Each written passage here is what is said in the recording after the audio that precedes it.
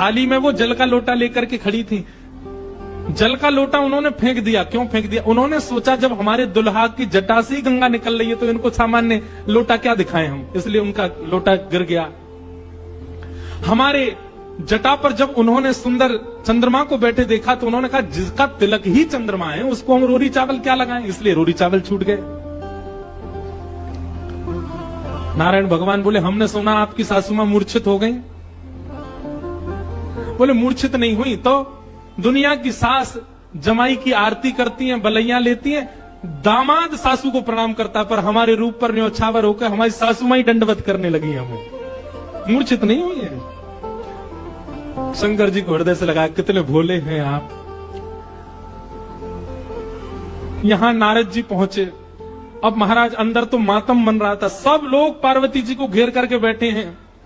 मैना मैया जैसे तैसे होश में आई, होश में आकर के बोली हमने नारद का क्या बिगाड़ा, ऐसा पति, इसके लिए इतना घनघोर तप करवाया पार्वती जी से, हमने नारद का क्या बिगाड़ा। आहा, नारद जी महाराज तभी आ गई।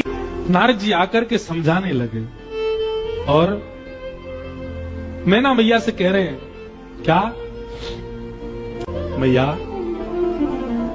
मुझे अभी अभी सत्य पता चला, मुझे ऋषियों ने बताया, मुझे भगवान ने बताया ये सत्य, क्योंकि मैं स्वयं आश्चर्यचकित था। इतनी सुंदर के लिए महादेव मैंने पहले तो बता ही दिया था कि आपके दामाद कैसे होंगे, आप इसमें कुछ सहायक नहीं है। आपकी पुत्री जो है ये साक्षात जगदम्बा है, साक्षात भवानी है, ये साक्षात सती रूपा है। पहले यही सती रूप बनकर के आई थी, महादेव की अर्धांगिनी बनी, किसी कारण से इनको देह त्याग करना पड़ा और देह त्याग करते समय इन्होंने ही हरि से मांगा था कि जन्म जन्म शिव पद अनुरागा, और उसी कारण से ये पार्वती बनकर के आई है। मेरे और आपके चाहने से विवाह नहीं हो रहा है, ये भवानी, और भवानी सदा शिव की होती हैं।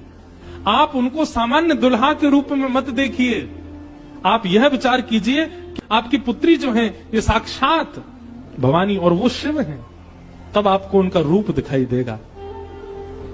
पूरी कथा बताई और सब बात सुनकर के, नारद जी के सुंदर वचनों को सुनकर के हिमाचल और मैना देवी अब पार्वती जी के चरण वंदन करने लगे। हम तो पहचान ही नहीं पाए कि हमारे कुल में साक्षात भवानी प्रकट हुई हैं। जब दुल्हा के रूप में महादेव को देखा तो सब भयभीत होकर के भाग गए थे, लेकिन अब सब साक्षात महादेव के रूप में जब सब देखा तो सबके हृदय में हर्ष होने लगा, सबके मन में आनंद होने लगा, सब अपना सौभाग्य माने लगे।